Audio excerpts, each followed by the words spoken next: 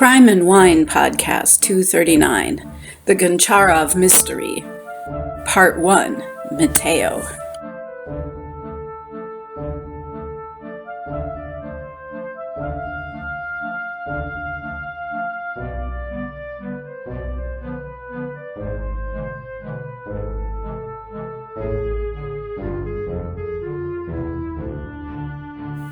Good evening, and welcome to Crime and Wine. I'm your host, Jen, your favorite crime and wine mom. I'll be welcoming a special guest, my son, Robert, later in the episode, and we may hear from my husband, G, about VPNs.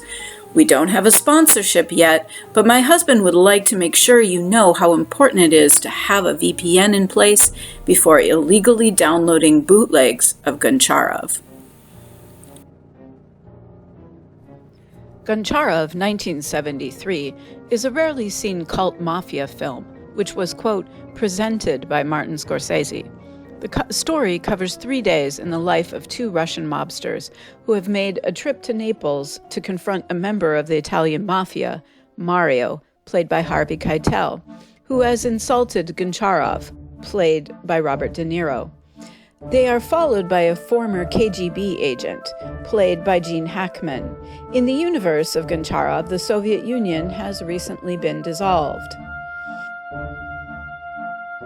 Goncharov is accompanied by his wife, Katya, played by Sybil Shepherd, and his right-hand man, played by Andre, played by Al Pacino. Other characters include Sophia, played by Isabella Huppert, and Ice Pick Joe, played by John Cazale. The film was directed by the mysterious Matteo, JWHJ0715. The identity of Matteo has been debated over the subsequent 5 decades, with most people believing it was an alternate identity of Scorsese himself. Yet, Scorsese has been circumspect in talking about the film over the years, always leaving the question open for interpretation.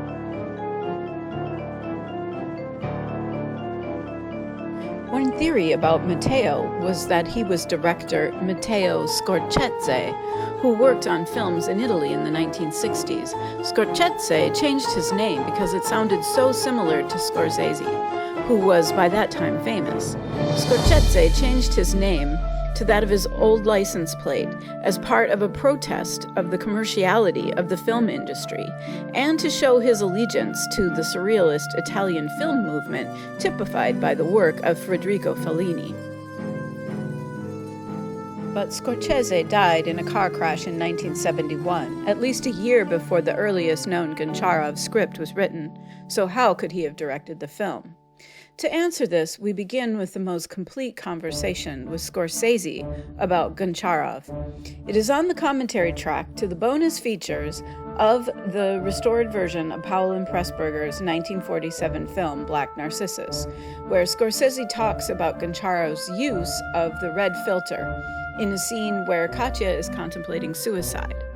Michael Powell used the red filter in Black Narcissus to show Sister Ruth's psychological turbulence just prior to her dramatic leap from the bell tower. In that interview, Scorsese starts out referring to Matteo as he, then lapses later on into I. It could have been a slip of the tongue, but it was never edited out and it made it onto the DVD.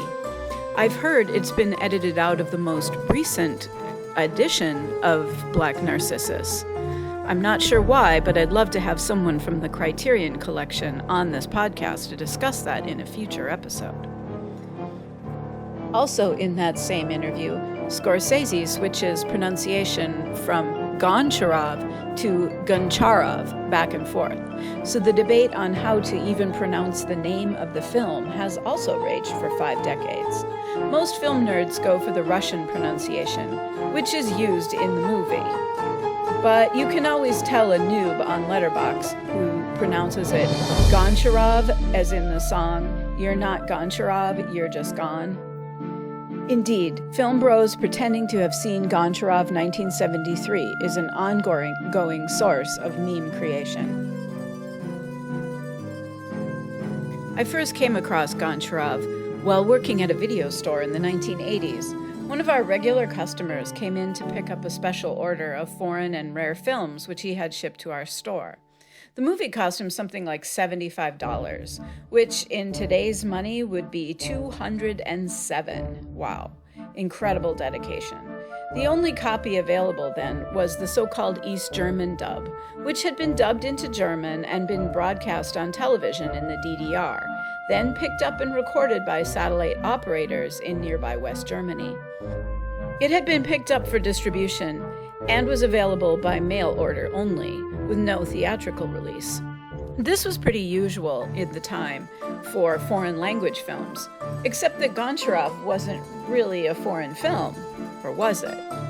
More on the making of Goncharov later in this episode. Of course, I didn't get to watch this mysterious treasure of a film at the time. I merely took our customer's money and wondered about it. 5 years later, in a college film class, our professor claimed to have located a copy through interlibrary loan, but it did not pan out. We ended up watching Scorsese's New York, New York instead. I finally saw Goncharov while living in Ireland in 1993. The Irish famously love mafia films, and a local art house did a double feature showing Goncharov with Goodfellas.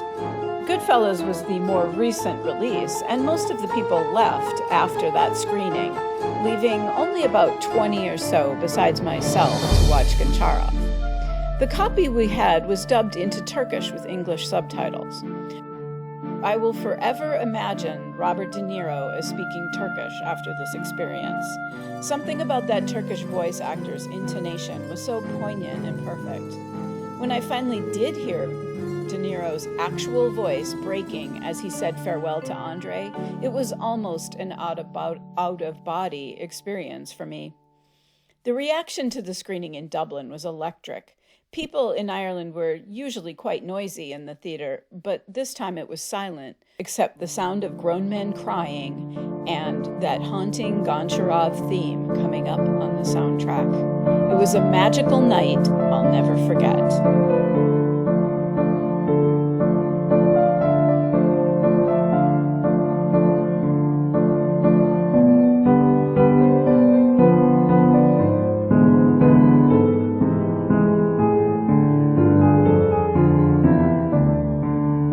Moving on to the film's production. Remember I said at the beginning of the podcast that Goncharov is a foreign film that's not quite a foreign film? Come on, folks, you have to remember that. How many glasses of wine have you actually had? Anyway, though the setting of the film is supposedly in Naples, you can clearly see that it was filmed in California on various Hollywood studio sets. For example, the famous apple vendor scene was shot on Warner's lot using the same street set that was used for Jimmy Cagney movies like White Heat. The rooftop scene, where Goncharov and Andre discuss business, was the same rooftop from which Cagney shouted, "I'm top of the world, Ma!" I did the Warner Brothers tour a few years ago and brought up Goncharov to the tour guide, who said, "Well, we get a lot of questions about it, but the truth is the studio doesn't really know how much of the movie was filmed here. The records are incomplete." Later in the tour, as we were exiting through the gift shop, he pulled me aside and said, "That was the official line. The truth is the studios know exactly how much of Goncharov was filmed here and who filmed it, but they will never tell. They were sworn to secrecy. Maybe someday we will know." Most of the production notes in the 2003 Korean bootleg DVD are taken from the film's famous poster, with the addition of artifacts gleaned from the handful of interviews with Goncharov's cast. The actor who has been most prolific in discussing Goncharov is someone who did not actually appear in the film. Harrison Ford was a carpenter in Hollywood. At the time, he was enlisted to help make what would become the film's most iconic prop, the grandfather clock. From a film comment article in 1995, quote, "Francis, Ford Coppola, knew I had a wood shop at my house, so one day, this would have been late 72, I think, he dropped by with this old clock face. He wanted me to build a cabinet for it, and he had some rough dimensions written on a slip of paper. He handed me $20 cash, and I made a mock-up for him with some scrap I had lying around the shop. I just knocked it together while we were chatting. He left with it, and I never heard from him again about it. Many years later, when I actually saw Goncharov, I noticed the clock face and recognized it.